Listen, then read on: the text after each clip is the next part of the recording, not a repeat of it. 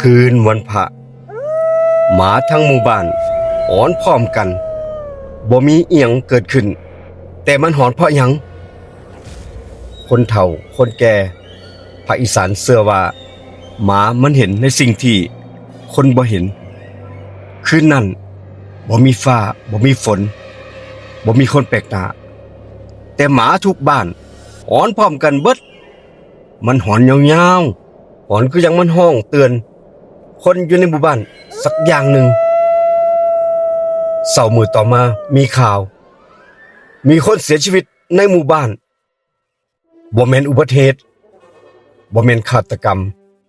แต่คนที่เห็นศพบอกว่าหน้าตาคือเป็นหยังหน้าตาคือคนตกใจสุดชีวิตคืนนั้นหมาหอนก่อนคนตายมีคนเล่าว่าแบบนี้ครับหรือว่ามันหอนให้ฮู้ว่ามีบางอย่างกำลังสิกลับมาบ้านผู้ใดเคยเจอหมาหอนในมือวันพระมั้งครับปักคอมเมนต์ใต้คลิปนี้มันหอนเพราะเอียง